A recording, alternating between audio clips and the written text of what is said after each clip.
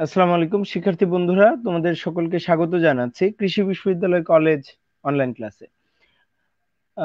বন্ধুরা, তোমরা আহ, জানো যে গত ক্লাসগুলোতে আমরা বাংলা প্রথম পত্র এবং বাংলা দ্বিতীয় পত্র নিয়ে আলোচনা করছি। মূলত করোনা ভাইরাসের এই বিশ্বব্যাপী যে সংক্রমণ, সেই সংক্রমণের মধ্যে তোমরা যাতে পিছিয়ে না পড়ো, সেই জন্য আমাদের এই কৃষি বিশ্ববিদ্যালয় কলেজের এই আয়োজন। বন্ধুরা, ক্লাস উপস্থাপনায় আছি আমি সানুল্লাহ সনি, প্রভাষক বাংলা বিভাগ, কৃষি বিশ্ববিদ্যালয় কলেজ, ময়মনসিংহ। বন্ধুরা, আহ, পাঠ ঘোষণা রেইনকোট। বন্ধুরা, তোমরা জানো যে আমরা মূলত এই রেইনকোট গল্পটিকে দুইটি ভাগে ভাগ করে তোমাদের সামনে উপস্থাপন করছি। প্রথম ভাগটিতে আমরা আহ, রেইনকোট গল্পের স্রষ্টা আখতারুজ্জামান ইলিয়াস সম্পর্কে কথা বলেছিলাম, তার সম্পর্কে জানার চেষ্টা করেছিলাম, এবং ওই ক্লাসে আমরা মূল বিষয়গুলো নিয়ে আলোচনা করবার চেষ্টা করেছিলাম, এবং শব্দার্থ এবং টিকা মিলিয়ে আমরা চেষ্টা করেছিলাম। আজকে আমাদের রেইনকোট গল্পের দ্বিতীয় ক্লাস। এই দ্বিতীয় ক্লাসটিতে আমরা আলোচনা করব রেইনকোট গল্পের উপজীব্য বিষয়, মূল বিষয়, চরিত্র এবং অন্যান্য বিষয়গুলো নিয়ে। তাহলে চলো বন্ধুরা, আমরা দেরি না করে ক্লাসে প্রবেশ করি। ক্লাসের শুরুতেই আমরা একটু দেখে নিব আহ রেইনকোট গল্পের উৎস। যদিও প্রথম ক্লাসটিতে দেখানো হয়েছে, শুধুমাত্র তোমাদের আহ এই বিষয়টি স্মরণ করিয়ে দেওয়ার জন্য আবার এটি আমরা তুলে ধরছি। উৎস পরিচিতি। রেইনকোট গল্পটি প্রকাশিত 1995 সালে, যেটা আমরা বলেছি 1995 সালে রেইনকোট গল্পটি প্রকাশিত হয়। পরে এটি লেখকের সর্বশেষ গল্প গ্রন্থ জাল স্বপ্ন স্বপ্নের জাল গ্রন্থের সংকলিত হয় 1997 সালে। এবং জাল স্বপ্ন এবং স্বপ্নের জালে যখন রেইনকোট গল্পটি সংকলিত করা হয় বা সংযোজন করা হয়, তখন আহ রেইনকোট গল্পের স্রষ্টা আখতারুজ্জামান ইলিয়াস প্রয়াত হয়েছেন। এবং এই গল্পের পাঠ, অর্থাৎ এই পাঠ্য বইয়ের মধ্যে যে গল্পটি আমরা পেয়েছি, সেই গল্পটির পাঠ হিসেবে আমরা সেটি গ্রহণ করা হয়েছে আখতারুজ্জামান ইলিয়াসের আহ রচনা সমগ্র 1 থেকে। তাহলে বন্ধুরা, যদি পরীক্ষায় প্রশ্ন আসে যে রেইনকোটের গল্পটি কোন গল্প গ্রন্থ থেকে সংকলন করা হয়েছে, তাহলে আমরা কি উত্তর দিব? জাল স্বপ্ন স্বপ্নের জাল। আবার যদি প্রশ্ন করা হয় রেইনকোট গল্পটি প্রকাশিত হয় কত সালে, তাহলে আমরা কি উত্তর দেব? 1995 সালে। এবং যদি বলা হয় যে তোমার পাঠ্য বইয়ে রেইনকোট গল্পটির পাঠ গ্রহণ করা হয়েছে কোথায় থেকে, তাহলে হবে আখতারুজ্জামান ইলিয়াস রচনা সমগ্র থেকে। পাঠ পরিচিতি অংশে আমরা আসলে মূল বিষয়টি তুলে ধরবার চেষ্টা করছি। আমরা একবার একটু পড়ে নিচ্ছি, তারপরে আবার সেটি বিশ্লেষণ করছি। মুক্তিযুদ্ধের সময়কার ঢাকার পরিস্থিতি নিয়ে গল্পটি রচিত হয়েছে, এবং কি এই গল্পের শুরু থেকে একদম শেষ পর্যন্ত 1971 সালের মুক্তিযুদ্ধের সময়কালে ঢাকার যে পরিস্থিতি, সেটির বর্ণনা কিন্তু আমরা দেখতে পাই। মুক্তিযুদ্ধের তখন শেষ পর্যায়ে ঢাকায় তখন মুক্তিযোদ্ধাদের গেরিলা আক্রমণ শুরু হয়েছে, তারই একটি ঘটনা এই গল্পের বিষয়। আহ যেখানে ঢাকা কলেজের সামনে গেরিলা আক্রমণের ফলে বৈদ্যুতিক ট্রান্সফরমার ধ্বংস করে দেওয়া হয়েছে। ঘটনার পরিপ্রেক্ষিতে পাকিস্তান সেনাবাহিনী কলেজের শিক্ষকদের তলব করে এবং তাদের মধ্য থেকে নুরুল হুদা এবং আব্দুল সত্তার মৃধাকে গ্রেপ্তার করে নির্যাতন চালিয়ে মুক্তিযোদ্ধাদের সন্ধান পাওয়ার চেষ্টা করে। তাহলে বিষয়টি কি? বিষয়টি হচ্ছে যে গেরিলা আক্রমণের ওই প্রেক্ষাপটে যখন সেই ঢাকা কলেজের একজন professor, chemistry lecturer Nurul Huda, তাই না, এবং সে নুরুল হুদার দায়িত্বে থাকে যে কলেজের সেই আলমারিগুলো, যে 10টি আলমারি কেনা হয়েছিল, সেগুলোকে ঠিকঠাক ভাবে দেয়া হয়েছে কিনা সেটিকে দেখবার দায়িত্ব বা দেখাশোনা করার দায়িত্ব দেওয়া হয়েছিল তার উপরে। এবং এর কিছুদিন পরেই যখন সেই ইলেকট্রিক ট্রান্সফরমারের উপর গেরিলা আক্রমণ হয়, তখন সেই দায়ভার গুলো কি সেই নুরুল হুদার উপর যায়। নুরুল হুদা এই গল্পের কথক, অর্থাৎ গল্প কথকের নাম হচ্ছে নুরুল হুদা। তার জবানিতেই কি এই গল্পের ঘটনাটি বিবৃত হয়েছে, অর্থাৎ ঘটনাটি সামনের দিকে এগিয়ে গেছে। বিবৃত হয়েছে পাকিস্তান বাহিনীর বর্বর নিপীড়ন ও হত্যাযজ্ঞের মধ্যে ঢাকা শহরের আতঙ্কগ্রস্ত জীবনের চিত্র। গেরিলা আক্রমণের ঘটনা ঘটে যে রাতে, তারপর দিন সকালে ছিল বৃষ্টি, এবং সেই বৃষ্টির মধ্যে কি একজন নুরুল হুদাকে চলে যেতে হয় কলেজে, বা তলব পেয়ে চলে যাওয়ার জন্য রেইনকোটটি পড়তে হয় তার শ্যালক মুক্তিযোদ্ধা মিন্টুর। গল্পে এই রেইনকোটের প্রতীকী তাৎপর্য অসাধারণ। মুক্তিযোদ্ধার শ্যালকের রেইনকোট গায়ে দিয়ে সাধারণ ভীতু প্রকৃতির নুরুল হুদার মধ্যে সঞ্চারিত হয় যে উষ্ণতা, সাহসের এবং দেশপ্রেম, তারই ব্যঞ্জনাময় প্রকাশ ঘটেছে এই গল্পে। আচ্ছা, আহ রেইনকোট গল্পের উপজীব্য বিষয়, মূলত রেইনকোট গল্পের উপজীব্য বিষয় হিসেবে আমরা কি কি দেখতে পাচ্ছি? মুক্তিযুদ্ধ চলাকালীন ঢাকার বর্ণনা দেখতে পাচ্ছি, সাধারণ মানুষের উপর পাকিস্তানিদের অত্যাচার দেখতে পাচ্ছি, মুক্তিবাহিনীর গেরিলা আক্রমণ সম্পর্কে আমরা জানতে পারছি, মুক্তিযুদ্ধের রাজাকারদের ভূমিকা, মুক্তিযোদ্ধাদের দেশমাতৃকা স্বাধীনতার জন্য আত্মত্যাগ এবং মুক্তিযুদ্ধে সাধারণ মানুষের যে ভূমিকা সেটি সম্পর্কে আমরা দেখতে পাচ্ছি। বন্ধুরা, এই রেইনকোট গল্পটি সাহিত্য সমালোচকদের ভাষায় একটি প্রতীকী গল্প। এই গল্পে লেখক তুলে ধরবার চেষ্টা করেছেন, খেয়াল করো, এই গল্পে নুল হুদা চরিত্রটিকে আমরা দুইটি ভাগে ভাগ করতে পারি। প্রথম ভাগে রেইনকোটটি পরিধান করবার আগ পর্যন্ত একজন নুরুল হুদা, যে নুরুল হুদা একজন ভীতু, একজন সেই মধ্যবিত্ত জীবনযাপনের যাপিত জীবনের তাড়নায় অভ্যস্ত একজন মানুষ। সেই নুরুল হুদা, যে নুরুল হুদা তার শ্যালক মুক্তিযোদ্ধা মিন্টু যে মুক্তিযুদ্ধে চলে যায়, এবং তার চলে যাওয়ার খবর শুনে সে কি এইটা যেন কেউ জানতে না পারে যে মিন্টুর সঙ্গে তার সম্পর্ক আছে, বা তার স্ত্রী আসমার ভাই মিন্টু মুক্তিযুদ্ধে চলে গিয়েছে, সেটি যাতে জানতে না পারে সে কি পরপর 4বার বাড়ি পরিবর্তন করে। তাহলে এর মধ্য দিয়ে প্রকাশিত হয় যে একজন নুরুল হুদা কি একজন ভীতু, একজন সেই আটপৌরে মানুষ, যে মানুষটি সারাক্ষণ সে মধ্যবিত্ত যাপিত জীবনের চেতনায় উদ্বুদ্ধ, যে মানুষটি মধ্যবিত্ত যাপিত জীবনকে অবলম্বন করে কি বেঁচে থাকে, যার কাছে সংসার এবং বেঁচে থাকা এবং ভালোভাবে বেঁচে থাকাই হচ্ছে যার প্রাণান্তকর চেষ্টা। সেই নুরুল হুদা, যে নুরুল হুদা তার মিন্টু মুক্তিযুদ্ধে গিয়েছে, একজন নুরুল হুদা কিন্তু মুক্তিযুদ্ধে যায়নি, তাই তো? এবং রেইনকোটটি পরিধান করার পরে একজন নুরুল হুদা। প্রথম ভাগের নুরুল হুদা এবং দ্বিতীয় ভাগের নুরুল হুদার মধ্যে পার্থক্য রয়েছে। একজন প্রথম দিককার বা রেইনকোটটি পরিধান করবার আগ পর্যন্ত একজন নুরুল হুদা ছিল ভীতু, যে মানুষটি সারাক্ষণ চিন্তা এবং চেতনায়, গল্পটি পড়লেই তোমরা দেখতে পাবে অসংখ্য জায়গায় উদাহরণ রয়েছে, যে সারাক্ষণ মৃত্যু চেতনায় অস্থির, যে মানুষটি গল্পের শুরুতে যখন সেই দরজায় এসে কড়া নাড়বার আওয়াজ শুনে সে কি ভয় পেয়ে যায় এবং ভাবে মিলিটারি এসছে, এবং যখন সে দেখতে পায় যে ঢাকা কলেজের প্রিন্সিপালের পিয়ন ইসাক মিয়া এসেছে, সে কিন্তু আনন্দে উৎফুল্ল হয়ে ওঠে। কেন? কারণ সে কি মিলিটারিদের হাতে তাকে পড়তে হয়নি, বা মিলিটারিদের হাত থেকে সে বেঁচে গিয়েছে। তাহলে এই গল্পটিতে মুক্তিযুদ্ধ চলাকালীন ঢাকার বর্ণনা আমরা সুনিপুণ ভাবে দেখতে পাই, লেখক সুনিপুণ ভাবে সেটি তুলে ধরবার চেষ্টা করেছেন এই গল্পে। মুক্তিযুদ্ধ চলাকালীন ঢাকার যে বর্ণনা, সেই বর্ণনায় আমরা কি দেখতে পাই? দেখতে পাই সারাক্ষণ ভয় আতঙ্কগ্রস্ত মানুষের জীবন, এবং সেই আতঙ্কগ্রস্ত মানুষের জীবন কেন? কারণ পাকিস্তানিদের অত্যাচার, এবং পাকিস্তানি মিলিটারিদের যে অত্যাচার, যে নারকীয় হত্যাযজ্ঞ, সেটার ইঙ্গিত এই গল্পে তুলে ধরা হয়েছে। ইঙ্গিত নয়, বরং একজন সেই গল্পকথক নুরুল হুদার উপর পাকিস্তানিদের অত্যাচারের মধ্য দিয়ে সেটি কি স্পষ্টভাবে পাঠকের কাছে কি প্রতীয়মান হয়েছে, পাঠক কি খুব সহজেই বুঝতে পেরেছে। এবং এই গল্পে কি মুক্তিবাহিনী গেরিলা আক্রমণের কথা আমরা দেখতে পাই, মুক্তিবাহিনী কি গেরিলা আক্রমণ করছে, এবং সেই আক্রমণ করছে কেন? কারণ এই দেশ মাতৃকাকে কি স্বাধীন স্বাধীন করতে হবে, সেটার জন্য। একটু খেয়াল করে দেখো বন্ধুরা, সাহিত্য সমালোচকদের মতে রেইনকোট গল্পটিতে আসলে যেহেতু এটি একটি প্রতীকী গল্প, একজন মুক্তিযোদ্ধা মিন্টু তার রেইনকোটে পরিধান করার মধ্য দিয়ে একজন নুরুল হুদা যদি ভীতু থেকে সাহসী হয়ে উঠতে পারে, দেশপ্রেমিক হয়ে উঠতে পারে, তাহলে এই গল্পে লেখক আসলে সাহিত্য সমালোচকদের মতে তুলে ধরবার চেষ্টা করছেন যে মুক্তিযোদ্ধারা তাহলে কতটা দেশপ্রেম এবং কতটা আত্মত্যাগী এর বলে বলিয়ান হয়ে দেশমাতৃকার জন্য মুক্তিযুদ্ধে অংশগ্রহণ করেছিল। এছাড়া এই গল্পে কি প্রত্যক্ষ মুক্তিযোদ্ধাদের পাশাপাশি পরোক্ষ মুক্তিযোদ্ধাদের যে ভূমিকা, যারা সরাসরি রণযুদ্ধে না গিয়ে মুক্তিযোদ্ধাদের সাহায্য সহযোগিতা করেছে, মুক্তি যুদ্ধে অংশগ্রহণ করেছে, তাদের কথা কি বর্ণিত করা হয়েছে। মুক্তিবাহিনী গেরিলা আক্রমণের কথা আমরা কি এই গল্পের নুরুল হুদার জবানিতে কি সেই বর্ণনাটি দেখতে পাই। ট্রান্সফরমার যে বিস্ফোরণটি ঘটেছে ঢাকা কলেজের সেই সীমানার মধ্যে, সেই বিস্ফোরণটি কারা ঘটিয়েছে? গেরিলারা। এবং একটা জিনিস খেয়াল করো, গল্পের মধ্যে কিন্তু উল্লেখ আছে নুরুল হুদাকে যখন সেই দোষী আলমারির বুঝে নিতে যায়, তখন কিন্তু তার পাশে দাঁড়িয়ে একটি কুলি কিন্তু একটি কুলিকে বলতে শুনে নুরুল হুদা যে বর্ষাকালী তুজো। তার মানে কি?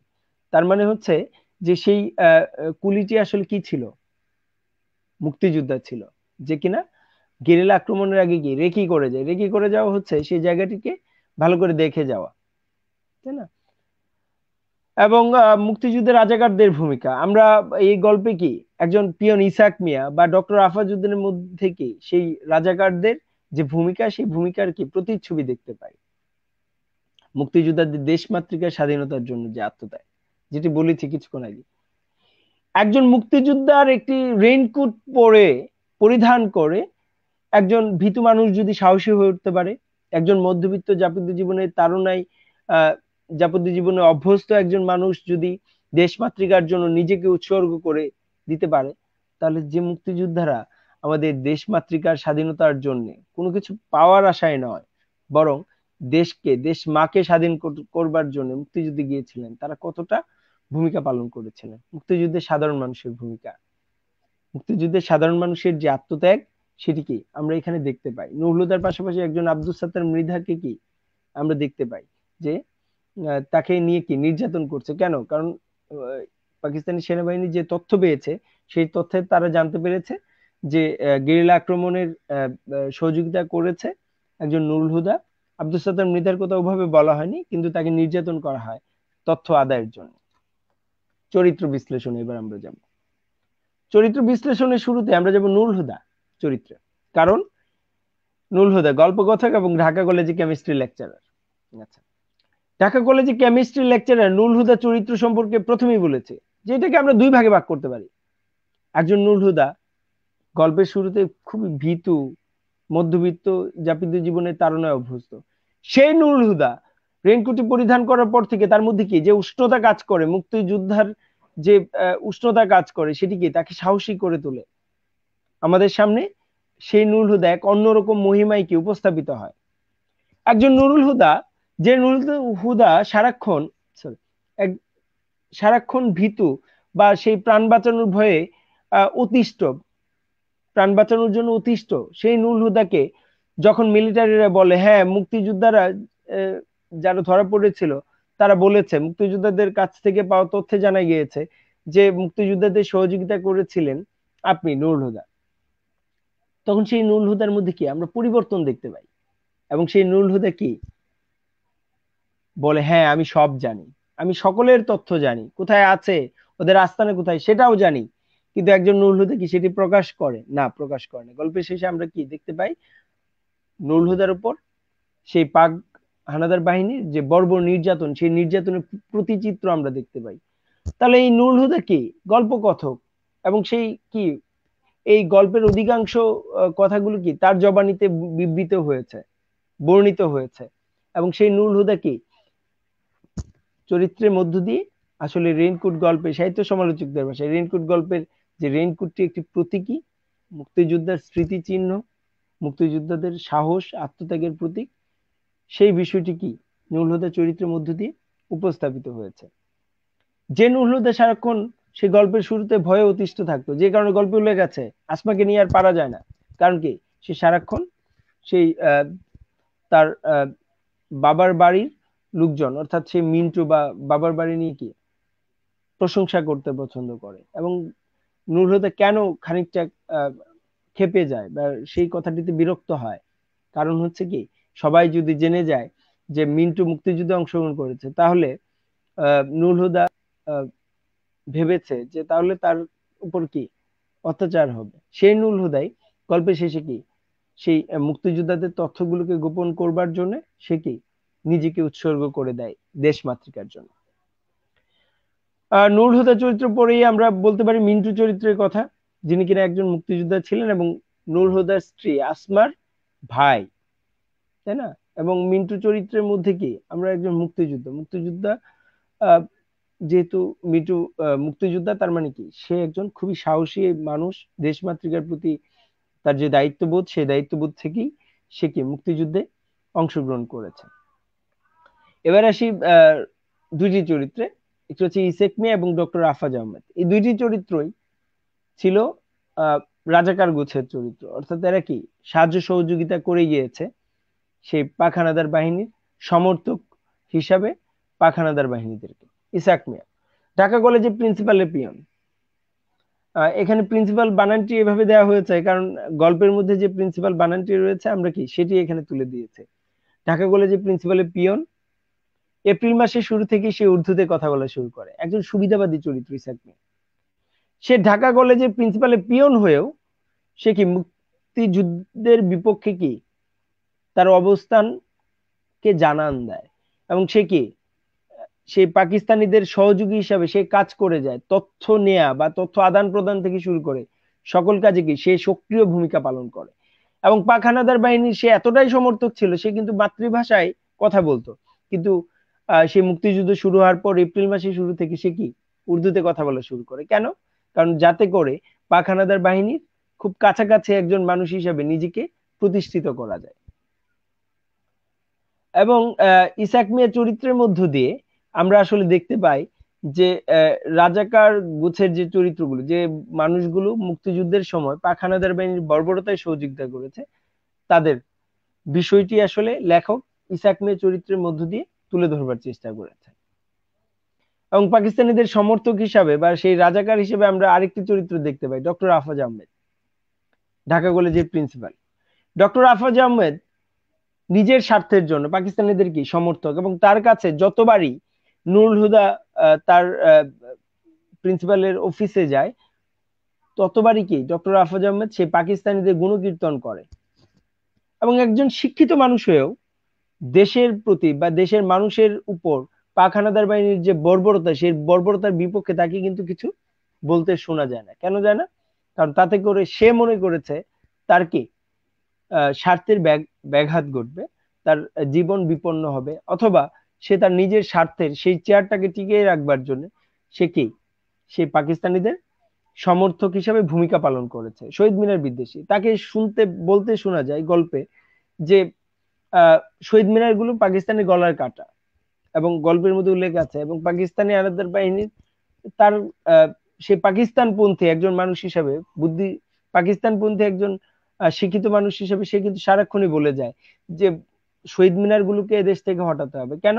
কারণ এই শহীদ মিনার গুলো পাকিস্তানিদের বিপক্ষে বাঙালিদের রুখে দাঁড়াবার প্রতীক, বাঙালিদের সাহসের প্রতীক, বাঙালিদের আত্মত্যাগের প্রতীক। এবং সে 1952 সালের 21 ফেব্রুয়ারির যে চেতনাবোধ, ডক্টর আফাজ আহমেদ জানেন যে সে চেতনাবোধ থেকেই 1971 সালে মুক্তিযুদ্ধ, সেটা ক্রমশ 66 6 দফা 69 গণ অভ্যুত্থান, তাই না, সে আগরতলা ষড়যন্ত্র মামলা পেরিয়ে 70 নির্বাচনে জয়লাভ করে, এই যে 71 সালে মুক্তিযুদ্ধ শুরু হয়েছে, সেটা প্রত্যেকটা কি ক্রমধারা মেনটেন করে চলেছে, আর ক্রমধারাকে অনুসরণ করেই আজকে এই মুক্তিযুদ্ধে কি অংশগ্রহণ করেছে।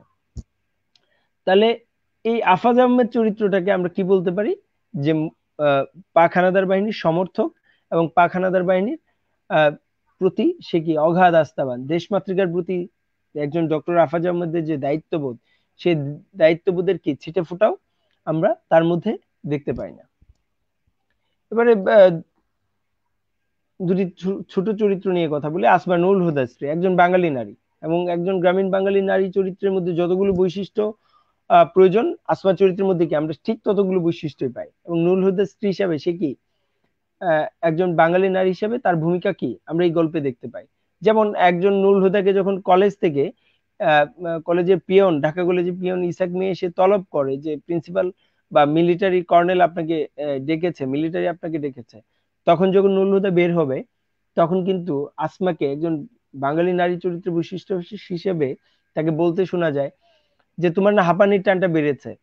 বা যখন একজন নুরুল হুদা বের হয়ে যেতে চায়, তখন সে কি খুব খুঁজে টুজে সেই একটি রেইনকোট দিয়ে দেয়। তাহলে একজন কি স্বামী ভক্ত স্ত্রী বা সেই বাঙালি নারী চরিত্রের প্রধান যে বৈশিষ্ট্য, সেটি আমরা আসমার মধ্যে দেখতে পাই। এবং বাঙালি নারী চরিত্রের অন্যান্য বৈশিষ্ট্যের মধ্যে বা বাঙালি নারী চরিত্রের মতো বাঙালি নারীর মতোই সে কি বাঙালি নারী হিসেবে সে তার বাবার বাড়ি নিয়ে গর্ববোধ করতে পছন্দ করে, বা বাবার বাড়ির প্রশংসা করতে কি পছন্দ করে। আকবর সাজিদ, ঢাকা কলেজের উর্দুর প্রফেসর, এবং একজন আকবর সাজিদ কি খুব বেশি কিছু বলেন না, কিন্তু ঢাকা কলেজে উর্দু প্রফেসর, এবং সেই বর্ণনাটা কি আমরা সেখানে দেখতে পাই।